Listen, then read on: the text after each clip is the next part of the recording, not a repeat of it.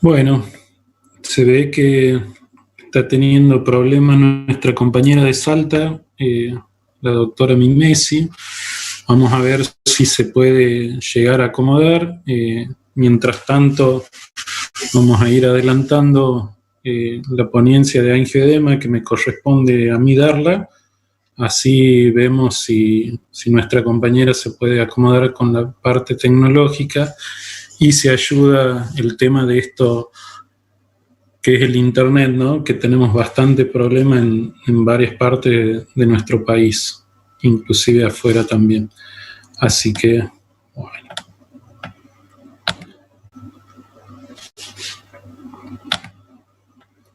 Bien. Ahí pueden ver todos la presentación. Ahí se está viendo bien. Muy bien. Perfecto. Bueno.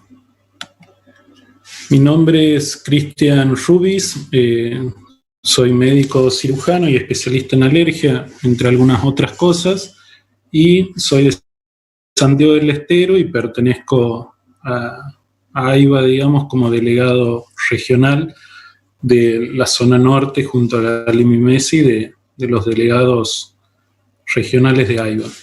En este caso les quería presentar angioedema, diagnóstico y tratamiento oportuno, porque es un tema que si bien no está en el temario general de la otra parte del Congreso, me parecía importante que no pase desapercibido, ya que cualquier médico de cualquier especialidad, en cualquier guardia, está acostumbrado a ver angioedemas y tener en cuenta que hay algunos tipos de angioedemas que hay que tener o prestar un poquito más de atención.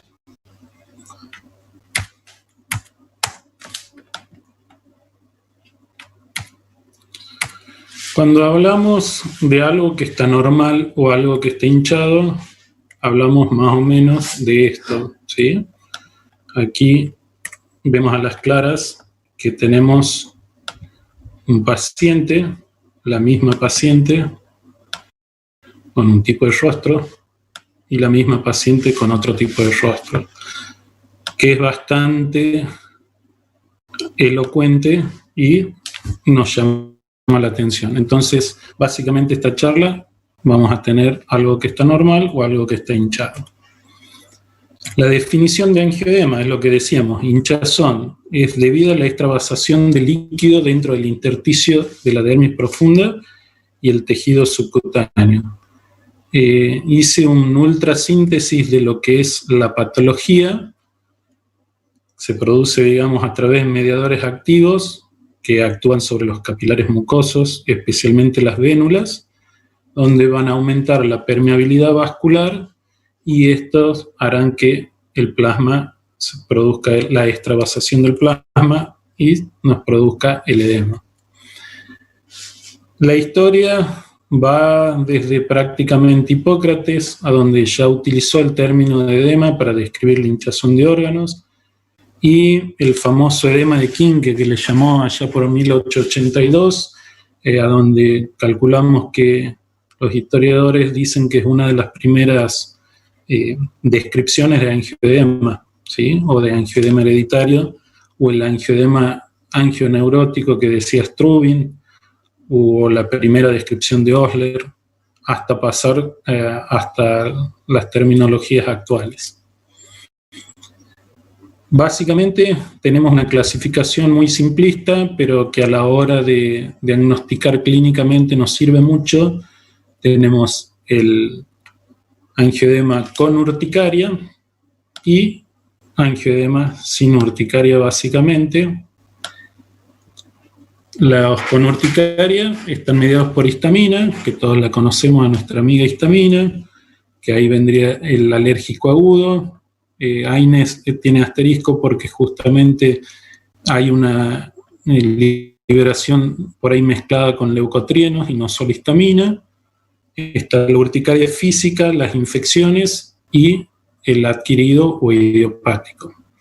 Y después tenemos el gran grupo de angioedemas sin urticarias, que el mediador es la bradiquinina, y es el típico de los que se producen por medicamentos IECA como el enalapril o los antidiabéticos, el hereditario, el adquirido y el idiopático, ¿sí? Como les decía, está la parte de angioedema mediados por leucotrieno, que son básicamente los angioedemas producidos por ácido acetilsalicílico y otros tipos de AINES.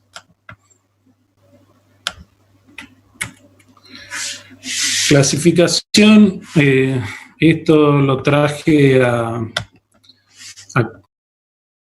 corolario, digamos, sobre todo por un homenaje a Mauro Sicardi, que es este señor de aquí abajo a la izquierda, que hizo un gran trabajo de muchos años, sobre todo en la investigación del angioedema hereditario.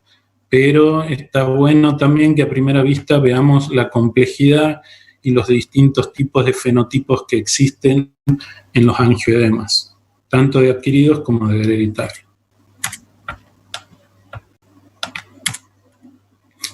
Angioedema hereditario es un desorden autosómico dominante que se produce una mutación del gen del segundo inhibidor, el SERPING1 conocido, que está en el cromosoma 11.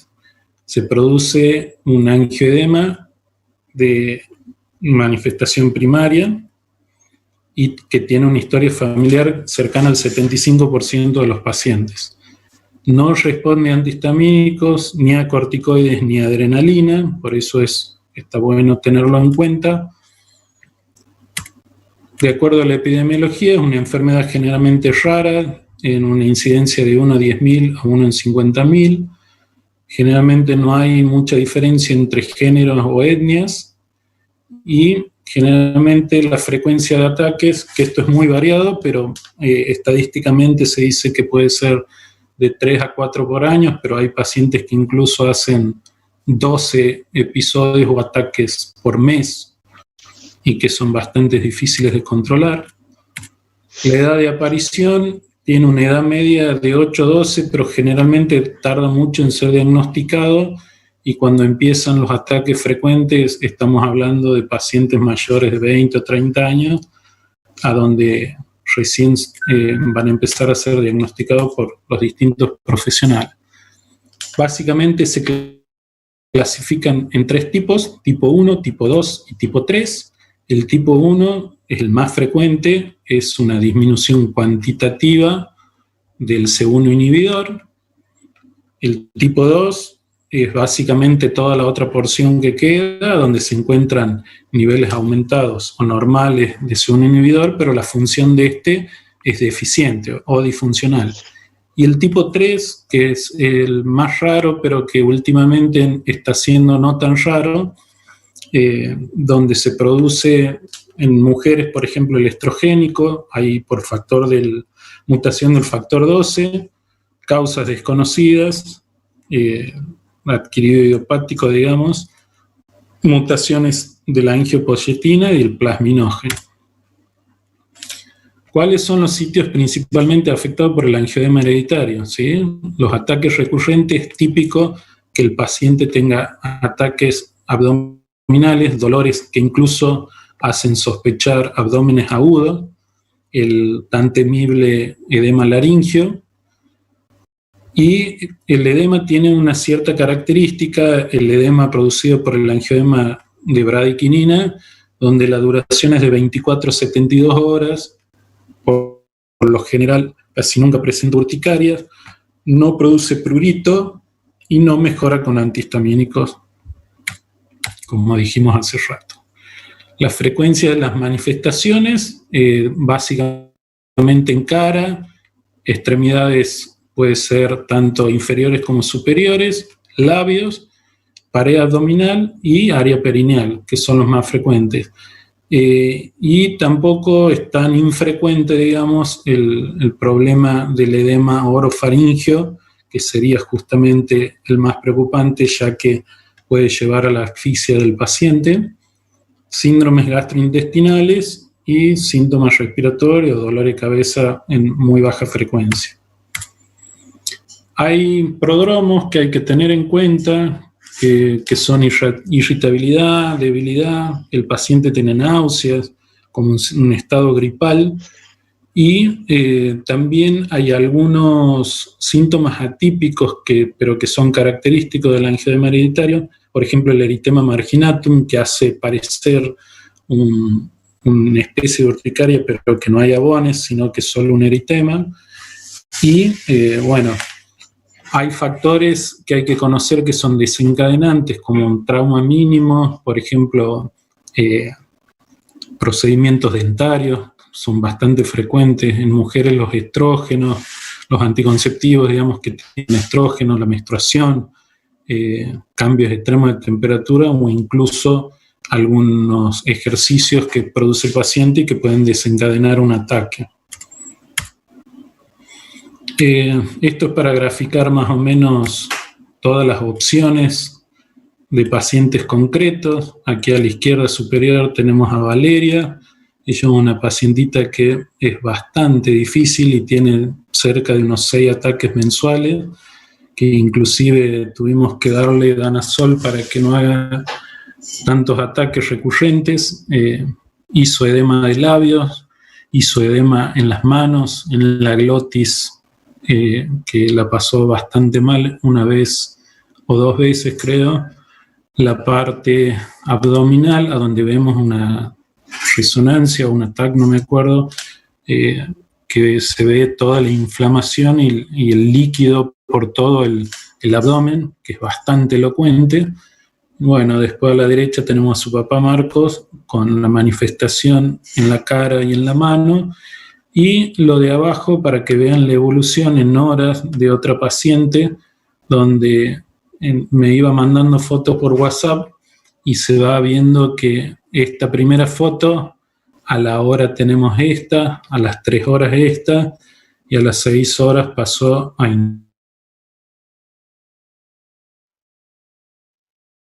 internación. Casi bastante rápido, a donde hay que intentar actuar de manera bastante precoz, porque si no, justamente, y más cuando tenemos edema en la cara o en el cuello, tenemos la grave complicación del edema laríngeo. ¿Cómo diagnosticamos este edema? De forma clínica, por las sospechas que dijimos de las anteriores síntomas y signos, y la confirmación clínica lo vamos a hacer básicamente con determinación de C1 inhibidor y de C4,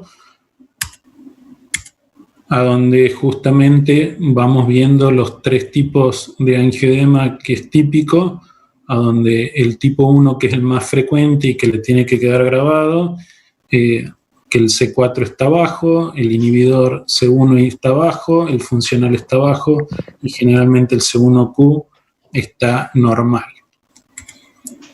El tratamiento, hay que saber que hay que tratar los ataques agudos, las que son urgencias, las profilaxis a largo plazo en pacientes que son muy recurrentes con sus ataques, y la profilaxis a corto plazo para prevenir un ataque, por ejemplo, en situaciones que sabemos que se va a exponer un estrés, por ejemplo, una extracción dentaria o una cirugía programada, sea menor o mayor, con bastante tiempo hay que prevenirlo con los distintos medicamentos que le voy a pasar a contar ahora.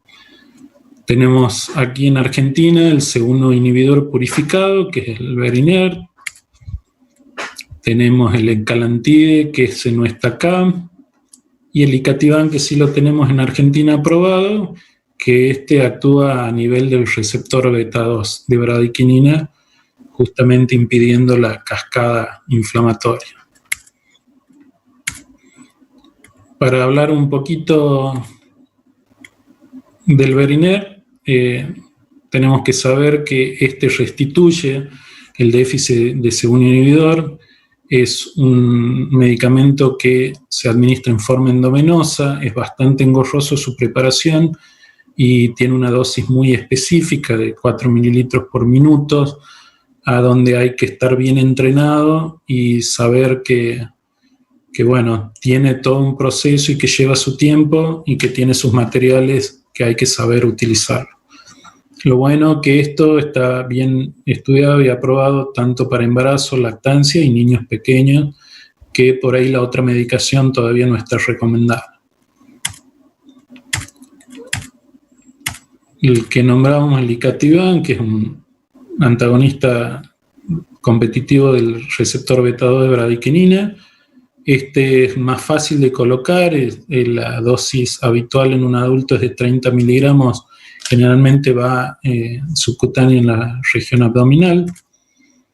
La mayoría de los pacientes requieren una sola dosis, pero incluso hay pacientes que requieren 3 y 4 dosis y se hace cada 6 horas y la indicación del prospecto nos dice que sería un máximo de 3 dosis, pero bueno, off the label uno llega a utilizar incluso hasta 5 dosis cuando el paciente así lo requiere y está en un estado crítico. Algo novedoso que en agosto del 2018 fue aprobado para niños mayores de 2 años, entonces cuentan con esta medicación para los ataques. El Ladogal, famoso danazol, es el único andrógeno atenuado que está disponible en nuestro país, disponible, pero a su vez es bastante difícil de encontrarlo. ¿Sí? Los pacientitos deambulan bastante y demoran bastante conseguirlo. Incluso llegué a derivar a gimnasios para que consigan estanosol o otro que usan los físico-culturistas para que, bueno, los pacientes no se queden sin su medicación preventiva. Pero el que está aprobado por ANMAT y el único disponible en Argentina, sepan que es el Ladogal. Este aumenta la síntesis hepática del segundo inhibidor, incrementa la actividad de la aminopeptidasa P y generalmente se administran 200 miligramos, un comprimido, incluso se llega hasta 3 comprimidos por día, se logra la remisión o el cese de los ataques y se va disminuyendo la dosis hasta intentar de que tenga la dosis mínima indispensable, ¿sí? Una alternativa es lo que le nombraba el estano, que es de 10 miligramos, de 4 a 10 por día, sería algo por ahí equivalente, quizás algunos colegas latinoamericanos lo pueden conseguir en sus países, por ejemplo en Paraguay, está el estanozolan, que es de un laboratorio bastante conocido en Paraguay. Los antifibrinolíticos se han usado bastante, en mi experiencia personal no he tenido muy buenas respuestas, pero para intentar algo, sobre todo en pacientes mujeres, antes de darle el danazol o algún andrógeno atenuado, siempre está bueno probar, porque bueno, no tienen los efectos virilizantes y los problemas, sobre todo hepáticos, que pueden traer los andrógenos, ¿no? El update 2020 del tratamiento, traté de hacer como un resumencito para que sepan que hay medicación nueva disponible en otra parte, pero que en algún momento va a llegar a Argentina y a otros países latinoamericanos. Está la Egarda, que es un inhibidor de la segunda esterasa, pero que se aplica en forma subcutánea y serían 2 veces por semana y estaría aprobado para adolescentes y adultos. Con esto, digamos, intentaríamos justamente prevenir los ataques y no andar corriendo tras las crisis como andamos en estos momentos. El anadelumab del Takhzyro, que lo aprobó este año la FDA, es un anticuerpo monoclonal que es inhibidor de la calicreína y también la idea es que se administre cada 14 días una dosis para prevenir los ataques. Y por último, que esto calculo que es lo bastante más prometedor que lo otro, algo que no es invasivo, que es el primer inhibidor oral de la calicreína del plasma, que con una dosis de 150 miligramos al día estaría suficiente para prevenir las crisis en los pacientes con angioedema hereditaria. Sepan que hay en proyectos la terapia génica para el angioedema hereditario, que la idea es que se intenta que se proporciona una copia correcta de un ADN para que se produzca un segundo inhibidor normal, digamos, reemplazar el defectuoso. Se estaría utilizando un virus para entregar una copia saludable CMP1 dentro de la célula. Está en una fase preclínica. Ahora, pasando a la segunda etapa y prácticamente ya terminando esta charla, nunca está de más repasar lo que es el angioedema alérgico. Si bien vimos todos los fenotipos al principio y toda la cuestión de las distintas variedades de los angioedemas, no es más que importante reconocer que el angioedema alérgico es lo más frecuente, obviamente. Sabemos que puede ser a cualquier edad, está mediado sí o sí por histamina, no tiene historia familiar, está asociado con exposición a alergenos. Esto obviamente los alergistas, alergólogos, colegas están bastante más al tanto de esto, de los alimentos, las picaduras, inclusive los himenópteros. Usualmente va asociado con urticaria. La hinchazón normalmente desaparece dentro de las 24.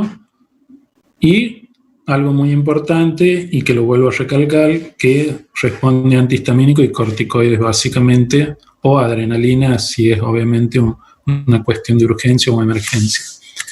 El diagnóstico es el interrogatorio, la historia clínica, un RAS o prick test bien hecho, y prácticamente tendríamos el diagnóstico. El tratamiento es lo que lo sabemos básicamente todo, es la ABCD, la ABC básicamente, que es adrenalina, Benadryl, que es la difenidramina, y el corticoide, que es hidrocortisona o dexametasona. La observación por 12 a 24 horas se da de alta con un antihistamínico y un corticoide por vía oral por 72. Se hace generalmente una dieta de eliminación proteica y se lo deriva al servicio de alergia para estudio. En conclusión, los pacientes con angioedema siempre deben ser estudiados para buscar la causa y, en caso tal, ser remitidos para el manejo del especialista. No quedarnos siempre con que tratamos solamente una urticaria con angioedema y que en la guardia lo solucionamos quizás hasta rápidamente. No desentendernos de ese paciente y de hacer una derivación oportuna para que el especialista de última tome todos los recaudos, haga un buen interrogatorio y sepa si realmente una próxima o picadura de himenóptero o ingesta de alimento o medicamento no puede ser más grave. Piensen que el angioedema hereditario es una condición rara, pero que debe ser pensada. Hay bastantes pacientes sin diagnosticar aún en Argentina, que el diagnóstico oportuno y el tratamiento puede salvar la vida de muchos pacientes en esta condición.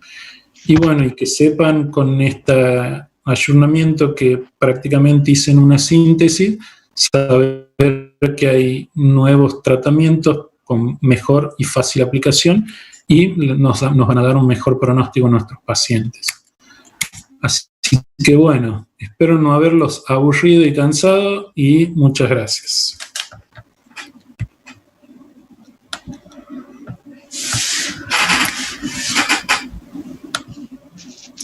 Bueno, a ver, entraríamos un poco al periodo de las preguntas, pero como estamos un poquito retrasados, y lo veo aquí al doctor Carvalho conectado. Buenas tardes, doctor, ¿cómo le va? ¿Qué tal? Bien. No sé si te parece oportuno, si tenés preparada tu clase. Yo disfruté la clase de recién, la disfruté, porque sí, realmente muy claro el doctor Rubis, así que sí, yo tengo todo listo, lo que vos me digas. Bueno. Y para que congraciarme contigo, la voy a hacer en 10 minutos. Tiene 5 minutos más, porque a mí me quedaban 5, así que lo cedo para usted que se explaye en lo que quiera. Bueno, ¿sí? bueno, cuando vos digas. Te presento formalmente, voy a leer aquí un poco un machete que tengo porque básicamente un currículum bastante amplio, es muy importante y halagador que digamos, un colega de tu jerarquía se sume a nuestro congreso y bueno, para todos los que no lo conocen, el doctor Héctor Carvalho es médico egresado de UBA, es especialista en endocrinología, profesor adjunto en varias materias, básicamente en medicina interna y fisiología, y tengo que también es un médico que está autorizado para el uso de radioisótopos, tanto para diagnóstico y tratamiento. ¿Es así, doctor? Buenas tardes y bueno, lo dejo en una palabra, para resumir, que soy un viejo. O sea, así que ya se entendió clarísimo. Así que arrancamos cuando vos digas. Listo. Dale, todo listo, gracias. Solamente te pido que me digas si se ve bien. Bien. Bueno, buenas tardes a todos. Lo que vamos a hablar es básicamente... Todavía no se está viendo la pantalla compartida. No estoy compartiendo la pantalla. No, todavía no se ve para nosotros, por lo menos. A ver. Esto ya es un problema porque no me había pasado nunca. Siempre decimos lo mismo los varones. Vos por casualidad no lo tenés porque me lo habían pedido anticipado.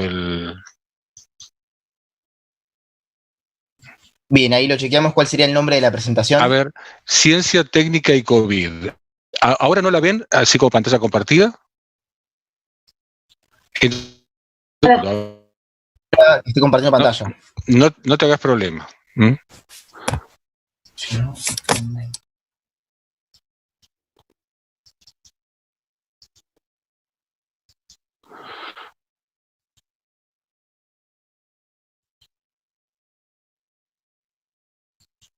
Ahí estamos, ¿sí? ¿Ahora sí? Perfecto, lo estamos viendo bien. Muy bien. Y ahora que lo amplío, se tendría que ver mejor. ¿Bien? Bien, ahí se ve en pantalla completa. Perfecto, muchas gracias. Bueno, me hiciste transpirar. Bueno, entonces, básicamente lo que nosotros queremos hablar es de el todos adelante de una computadora en lugar de estar todos juntos en un congreso como solíamos hacer hasta el año pasado. Y que es el tema del COVID. Básicamente, respecto a los pacientes infectados por coronavirus, es que hay un altísimo porcentaje que no está aquí en este diagrama, pero que estaría por acá arriba, de pacientes que no tienen síntomas. Pero, el hecho de ser asintomático no significa ser no contagiante. Realmente todos los días escuchamos opiniones que nos dejan estupefactos, como una de las últimas de la Organización Mundial de la Salud, diciendo que les costaba creer que un paciente asintomático pueda ser contagiante. Es un dogma de la medicina que el paciente aún asintomático puede ser contagiante.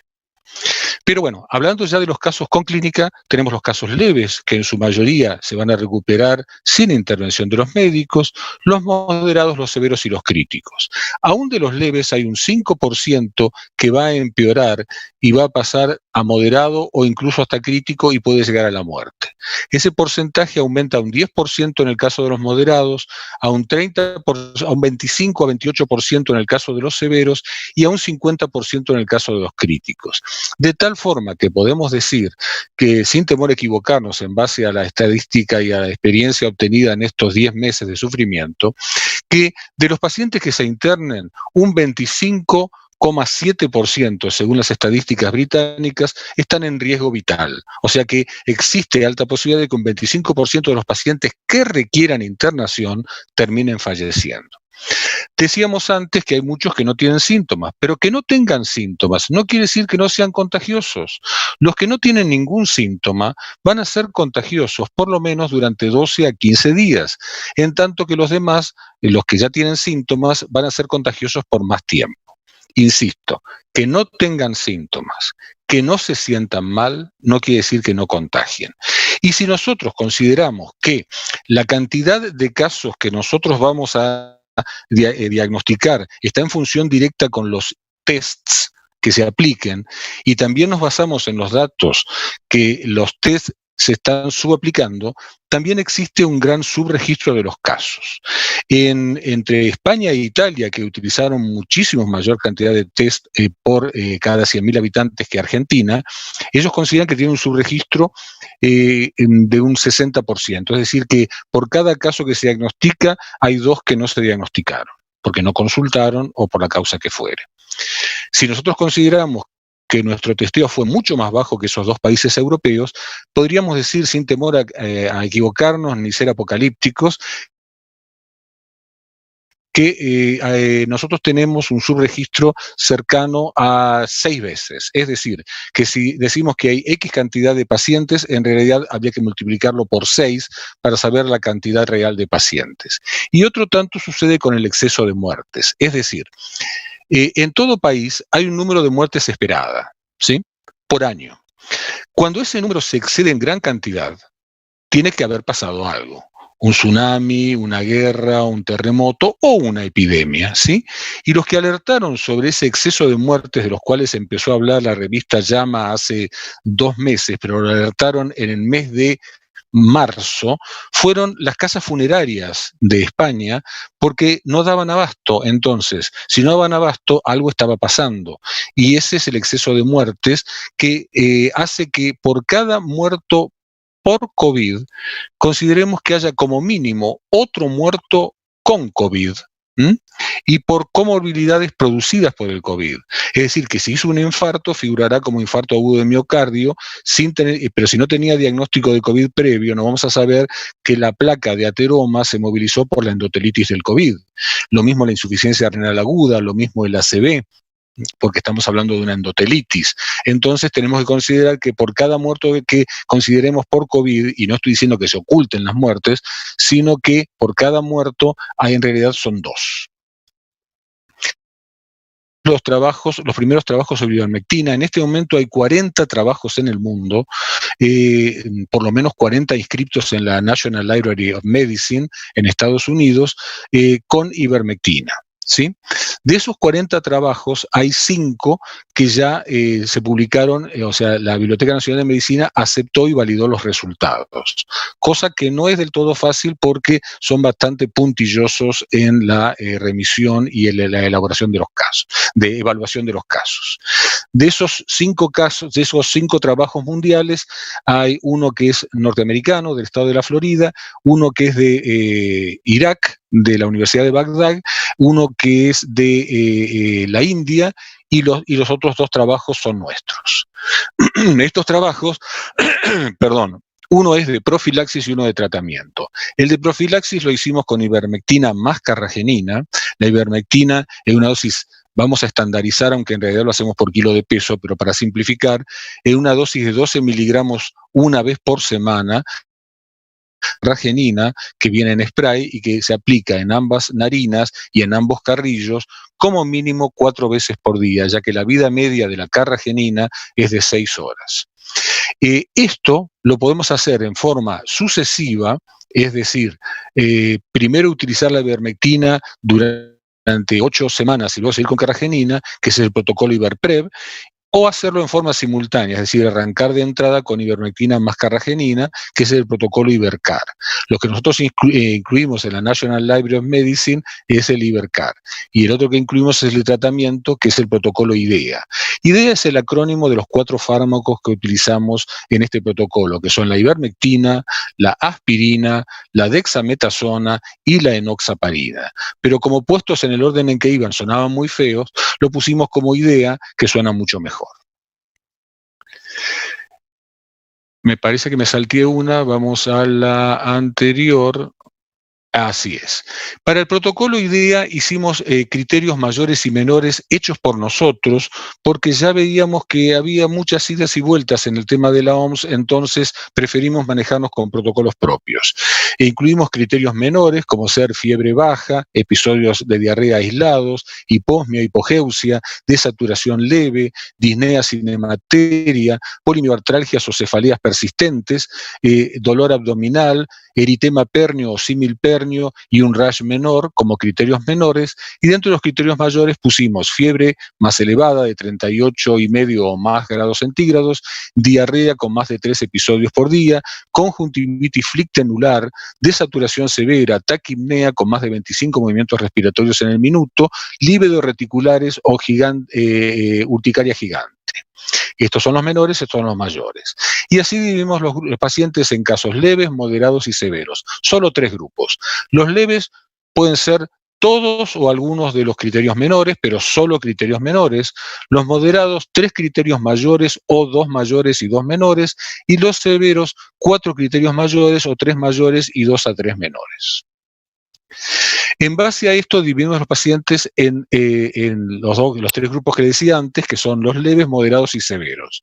Y en eso tenemos que hacer hincapié, porque de esos 3 grupos, los leves son ambulatorios y los moderados y severos requieren internación. O sea que lo que satura los sistemas sanitarios son los moderados y los severos. De tal forma que si nosotros hacemos hincapié en trabajar sobre los leves, podríamos desaturar los sistemas sanitarios que en este momento están tan sobrecargados. Porque tengamos en cuenta, y esto también es un dogma de la medicina, que hasta el caso más severo alguna vez fue leve. Entonces, en lo que respecta a la severidad, consideramos por un lado los casos confirmados y sus contactos estrechos, porque un contacto estrecho de caso confirmado es caso confirmado. Le damos ivermectina, que digo así a grosso modo porque en realidad es por kilo de peso, le damos 24 miligramos por vía oral a repetir a la semana siguiente, no le damos corticoides, no le hacemos ventilación y le agregamos aspirina entre 200 y 250 miligramos por vía oral todos los días, que es una dosis antiagregante. Es decir, este es el paciente ambulatorio y esto se lo damos inmediatamente después de haber tomado el hisopado. ¿Sí? Ustedes dirán, pero entonces no tiene un positivo. Es cierto, y si llega negativo le decimos que suspenda la aspirina, pero no esperamos a que el paciente queme etapas para después medicarlo, o como ha pasado en algunos casos, o sigue pasando, que los resultados de los hisopados tardan 8 días, cuando sabemos que el punto de quiebre entre andar bien y evolucionar muy mal es entre el 6º y el 8º día. Así que por eso medicamos precozmente, no sin tomar la muestra, pero sí, la mayoría de las veces sin esperar los resultados. En el caso de los pacientes moderados, la cantidad de ivermectina es de 36 miligramos siempre por vía oral para ser repetido a la semana. Mantenemos la aspirina y la asociamos de dexametasona 4 miligramos por vía parenteral diariamente y lo conectamos a oxígeno no invasivo, ya sea oxígeno lavado a bajo flujo o concentrador de oxígeno. ¿Por qué? Primero porque el concepto de hipoxia feliz, un término poco feliz, que se debería llamar hipoxia silente, que estos pacientes tienen tendencia a la hipoxemia aún sin tener manifestaciones de disnea, ya que este es un virus neurotropo, la hiposmia, la hipogeusia y la hipoxemia silente son por acción sobre el sistema nervioso central. Entonces, al actuar sobre los centros respiratorios, el paciente no tiene sed de aire. O sea, no manifiesta disnea, a pesar de tener saturaciones más bajas. Y además, porque la inflamación de los tabiques intersticiales, ya que el compromiso, cuando se produzca la neumonía, es en realidad una neumonitis intersticial por compromiso de los tabiques, el engrosamiento inflamatorio de los tabiques, más la tormenta de citoquinas que se produce a ese nivel, va a dar lugar al colapso de los alvéolos. En tanto que si mantenemos un buen flujo de oxígeno, vamos a, en cierta forma, colaborar en contra de que eso suceda. Y por último, en los casos severos con neumonía bilateral, lo que administramos son 48 miligramos por vía de sonda nasogástrica, mantenemos la dexametasona, ahí ya reemplazamos la aspirina, que es antiagregante, por un verdadero anticoagulante como es la enoxaparina. Podría usarse la heparina en lugar de esta, pero la enoxaparina es más fácil, más versátil para utilizar, y estos pacientes sí en su mayoría van a pasar a ventilación invasiva, es decir, ARM. Con estos protocolos, nosotros evaluamos los pacientes durante un mes ingresados en el hospital y tomamos como referencia, en realidad les soy absolutamente sincero, la intención nuestra era hacer un estudio observacional. No queríamos hacer ni un doble ciego, ni versus placebo, no nos parecía razonable ante una enfermedad potencialmente letal condenar a pacientes a no recibir nada. Entonces, nosotros decidimos hacer un estudio observacional, a pesar de lo cual se creó un segundo grupo, un grupo control, porque no todos los pacientes aceptaban el consentimiento informado de utilizar el protocolo IDEA.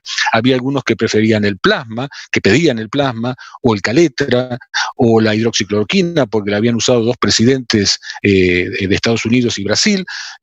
Bueno, entonces le damos tal cual ellos solicitaban, ¿sí? O sea que nuestros estudios no son hechos versus placebo, sino versus todos los otros tratamientos existentes durante ese mes y disponibles a nivel hospitalario.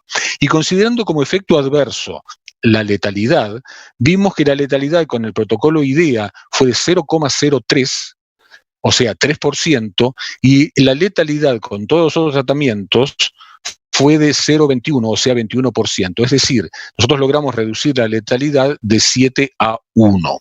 ¿Sí?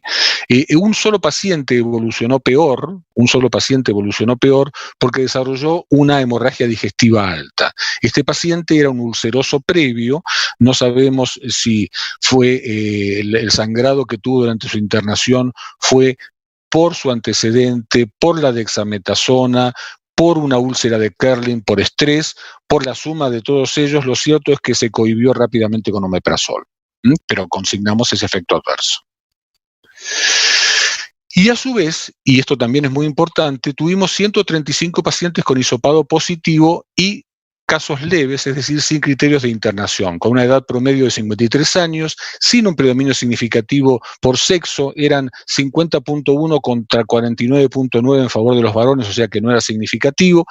Y estos pacientes los medicamos en forma ambulatoria, como decía al principio, con ivermectina 24 miligramos a repetir en una semana y aspirina entre 200 y 250 miligramos. Sabemos por la estadística mundial que aproximadamente entre un 5 y un 10% de los pacientes, algunos hablan de un poco más, pero pongamos, entre un 5 y un 10% de los pacientes ambulatorios en algún momento van a requerir internación.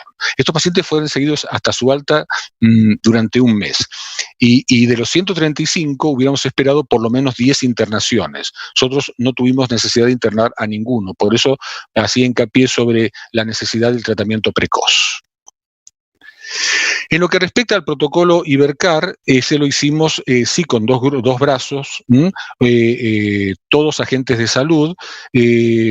Se hizo sobre 131 agentes de salud con todo el equipamiento de protección personal que se dispone hoy en día y un grupo control de 98 pacientes bajo el mismo techo, con las mismas edades, en las mismas áreas de trabajo, atendiendo a los mismos pacientes, pero en los cuales no se utilizó el protocolo Ibercar, o sea, de protección, ambos recibieron el mismo equipamiento.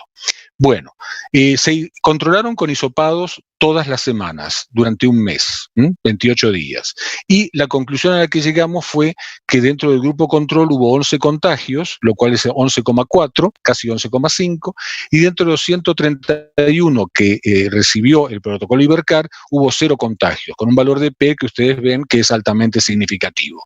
También es importante destacar que la mayoría de los agentes de salud afectados fueron los enfermeros, lo cual no debe sorprendernos, no porque sean menos cuidadosos, sino porque son los que pasan más tiempo junto al paciente. Superado esa etapa del protocolo, tal cual lo inscribimos en la Biblioteca Nacional de Medicina, esto se generalizó y en los 3 meses subsiguientes lo utilizamos llegamos a hacer el tratamiento o a seguirlo en 1.195 agentes de 3 hospitales, de los cuales hubo 788 que recibieron el protocolo y 407 que prefirieron no recibirlo, pero aceptaron ser considerados y evaluados y controlados como grupo control.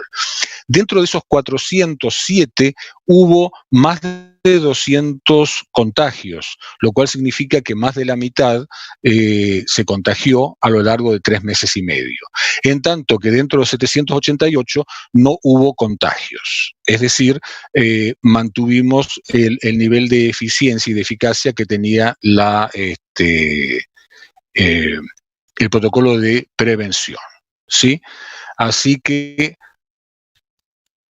yo lo cortaría acá, que era lo que tenía que explicar, y quedo abierto a las preguntas, no sé si son al final de todo o en el momento, desconozco.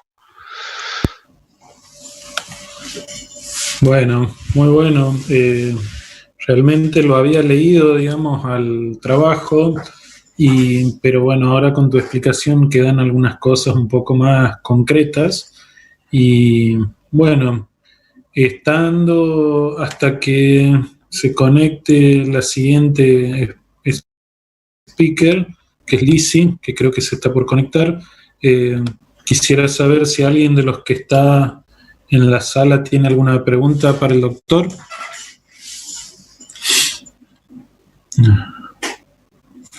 Se ve que estuviste genial. No, cuando no hay ninguna pregunta, hay 2 posibilidades. O se entendió todo o no se entendió nada.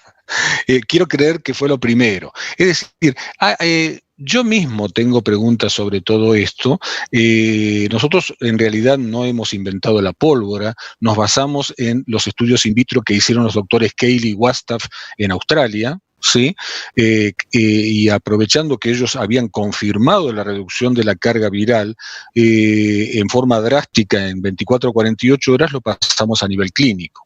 La forma de acción que todo el mundo conoce con respecto a la ivermectina es intracelular, es decir, inhibiendo las importinas alfa y beta 1 para que el virus no llegue al núcleo. Esa es la forma más conocida, pero no es la única forma de acción.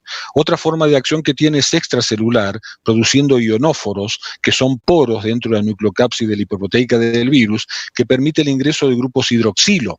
Y la presencia de grupos hidroxilo en exceso a nivel viral lo desnaturaliza, o sea que tiene un efecto intracelular y extracelular.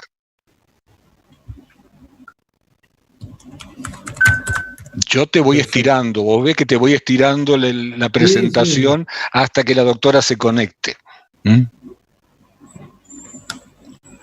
Sí, me dice Natalia López que hay varias preguntas en el auditorio. Bueno. Pero bueno, estoy esperando que me las pasen. Si no me las pasan, no vamos a poder hacer las preguntas. Ahora, como pregunta mía, digamos, una conclusión por ahí personal. Sí. Antes y después de haber realizado, digamos, todo este protocolo, ¿qué conclusión sacás, digamos? Porque viste que hay en distintos países, sobre todo en Latinoamérica, los distintos protocolos con la ivermectina sola y, bueno, con la carragenina, digamos, sería como, ¿cuánto de plus le agregarías vos? Sí, el tema, a ver, yo el otro día tuve que dar una clase sobre todos los tratamientos que se han ido realizando hasta ahora. Y yo creo que apelar al fármaco único, con el concepto de bala de plata, como le dicen los americanos, es en cierta forma apelar al pensamiento mágico. ¿Me entendés? Es decir, el fármaco que te cura todo, que soluciona todo, que es accesible a todos y que encima es rico para tomarlo, o sea, tiene buen sabor. Y ese fármaco no existe. Lo que uno tiene que tener presente es la fisiopatogenia del virus, cómo entra, por dónde entra, qué hacer para obstaculizar su entrada. Una vez que entró, cómo daña, que lo hace por hiperinflamación e hipercoagulabilidad.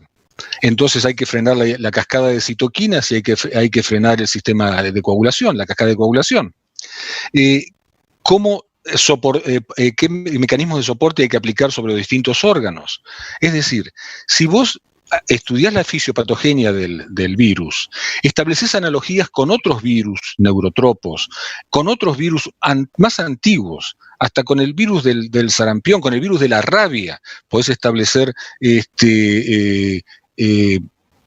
comparaciones, entonces vas sacando conclusiones de cosas que ya conocías, porque si sacás conclusiones solamente de lo nuevo, lo vas corriendo de atrás al virus, esquivando cadáveres, ¿sí?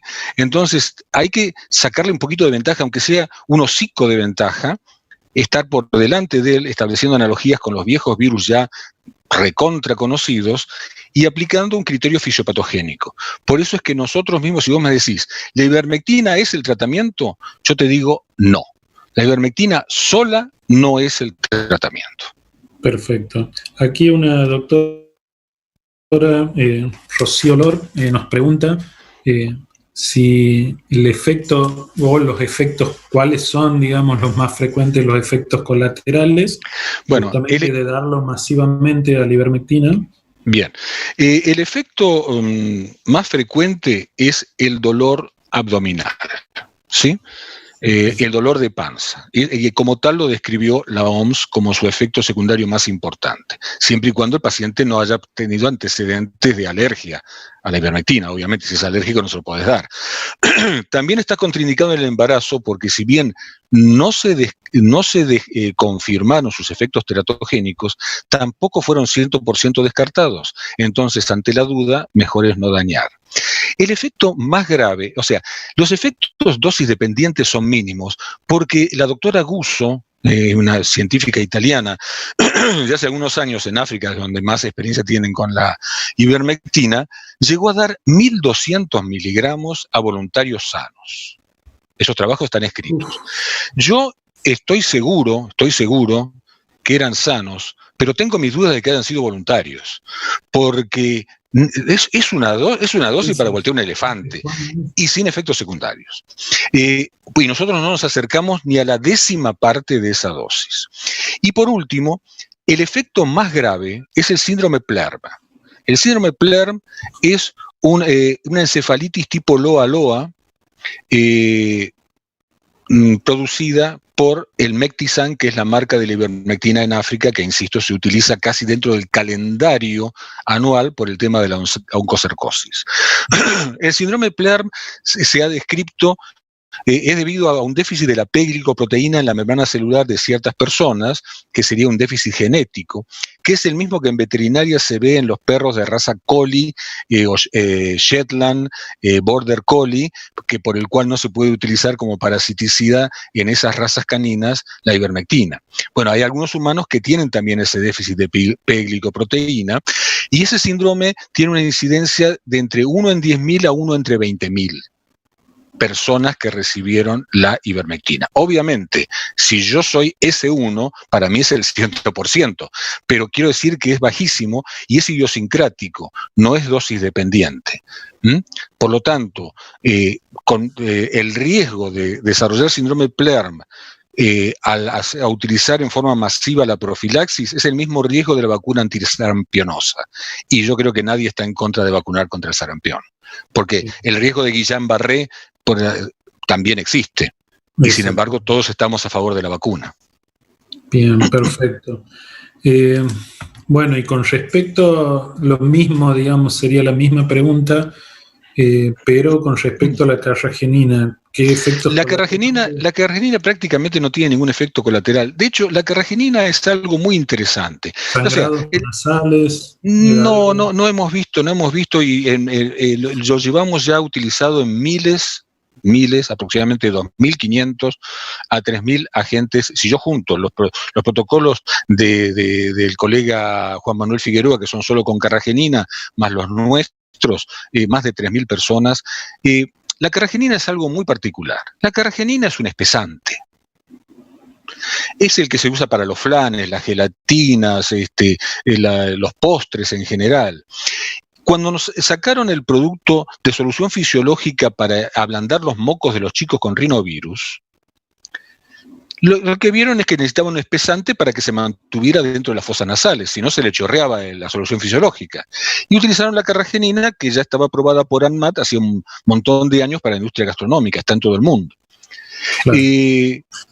Pero después se dieron cuenta que las rinovirosis, no solamente los chicos ablandaban los mocos, sino que en lugar de 7 días les duraba 2 o 3 días.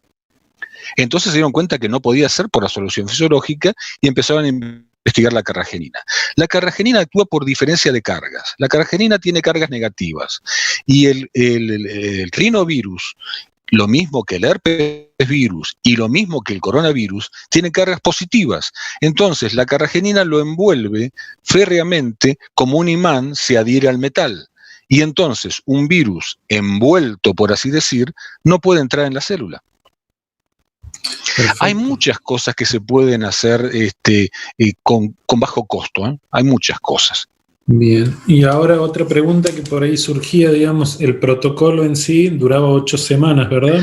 Nosotros lo usamos 8 semanas siempre copiando cosas que nosotros mismos hemos ido haciendo. Todos estos protocolos lo hicimos con el profesor Hirsch, que es el jefe del Departamento de Infecciosas del Hospital de Infecciosas Muñiz de la Ciudad de Buenos Aires.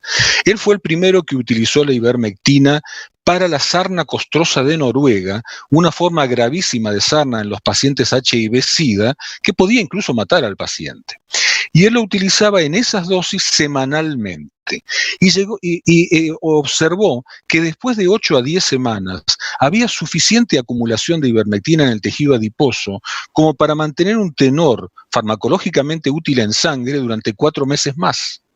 O sea, cuando nosotros suspendemos a las 8 o 10 semanas, no es porque nos estamos pasando de dosis, sino porque tenemos 4 meses de plus en el cual la carragenina va a quedar.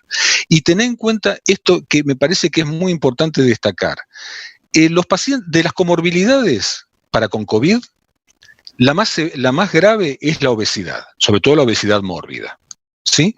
Porque el virus se replica en el tejido adiposo porque tiene más receptores ACE y TMPRSS2 que el mismo pulmón.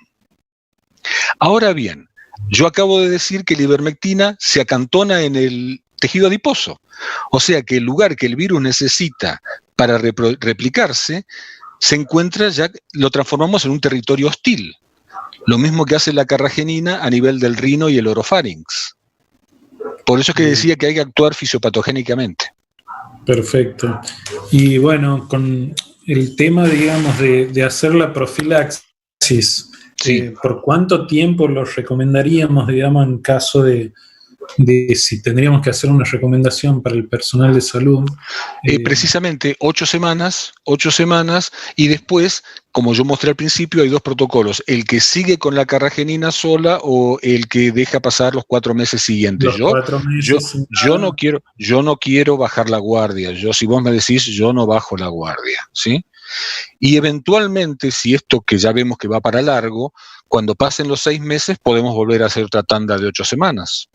Esperemos que no haga falta, esperemos que sea un mal recuerdo, pero bueno, vos sabés que va para largo.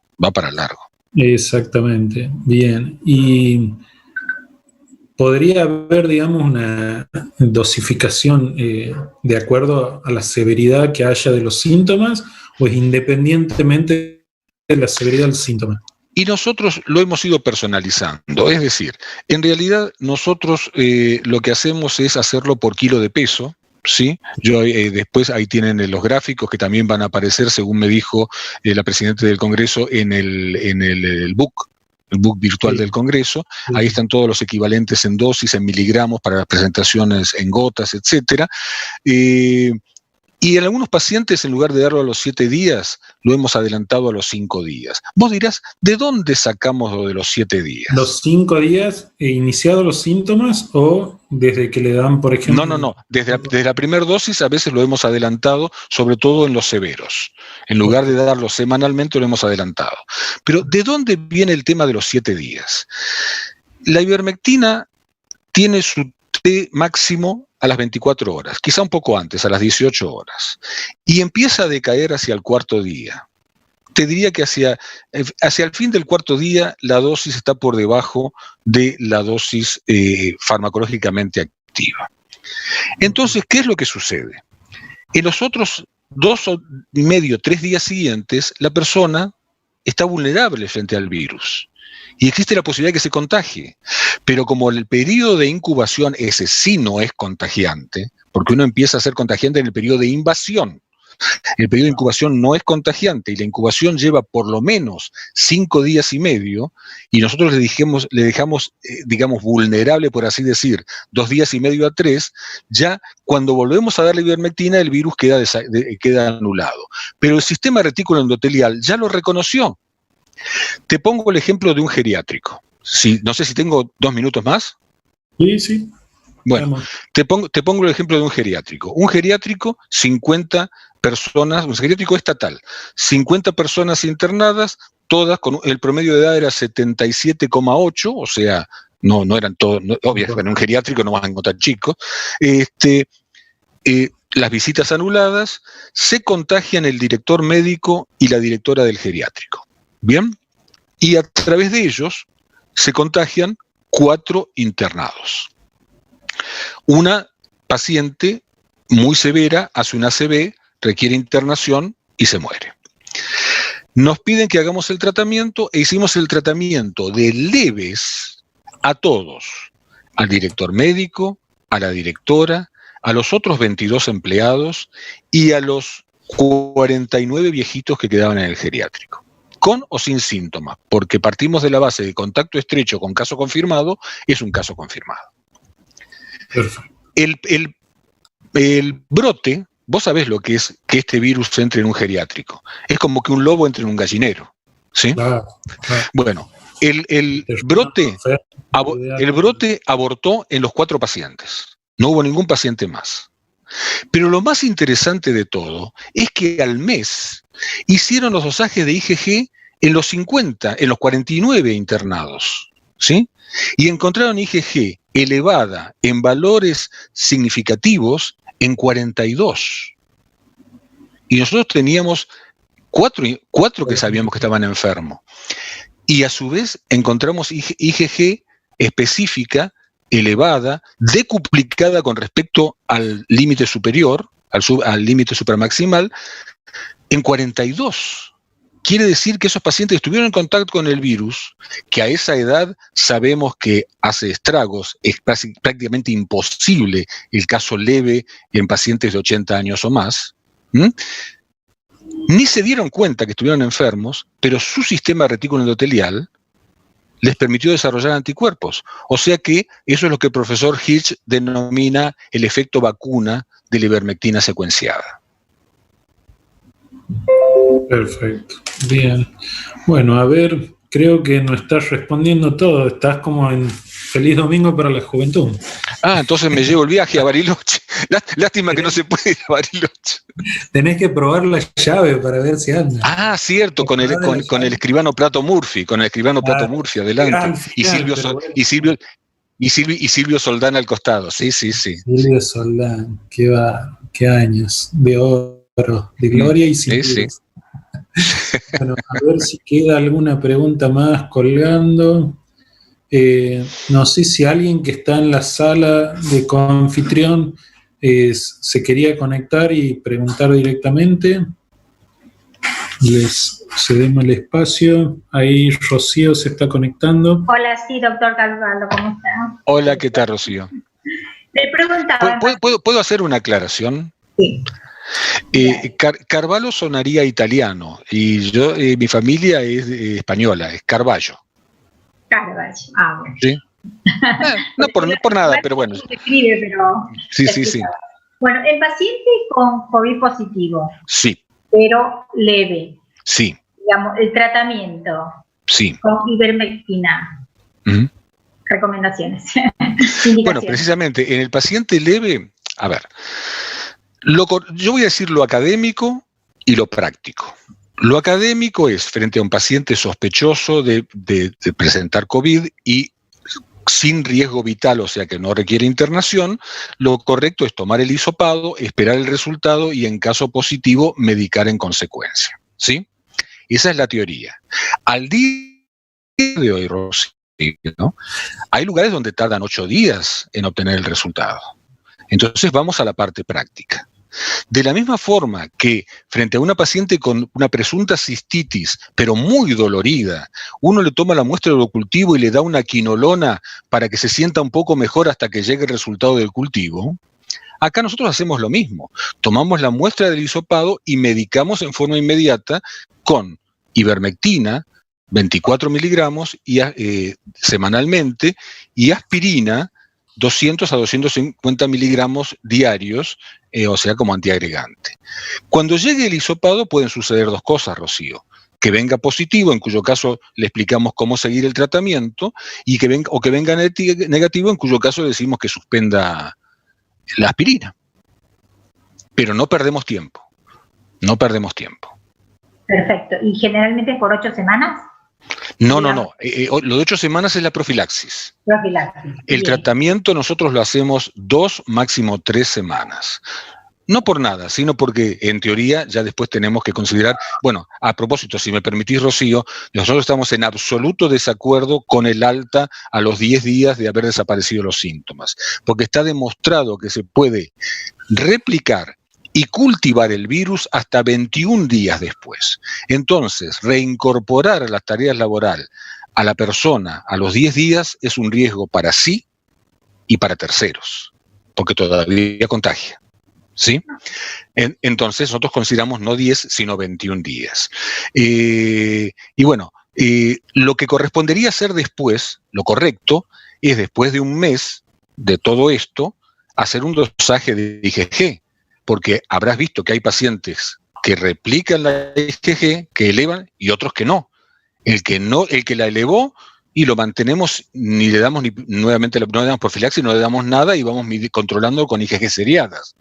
El que no replicó IgG está tan vulnerable como antes de enfermarse. En este momento el doctor Hirsch y el doctor Geffner están haciendo el estudio de CD4 y CD8 específicos porque existe la posibilidad, con la cual coincido plenamente, en que haya más inmunidad celular que humoral, ¿sí? Pero hasta que eso no pueda ser demostrado, yo tengo que ver si es IgG positivo o IgG negativo. Si es negativo, tengo que volver a la profilaxis. Perfecto. Doctor, otra pregunta. Y en cuanto a la ivermectina, sí. Tóxica, o sea, la toxicidad demostrada. La toxicidad demostrada está por encima de 1.200 miligramos. Nosotros usamos 24 miligramos. Y en el caso más severo, 48. Y hasta 3 semanas, con lo cual serían 130 miligramos. La dosis tóxica, que es lo que explicaba del trabajo que se hizo en África, es de 1.200 miligramos.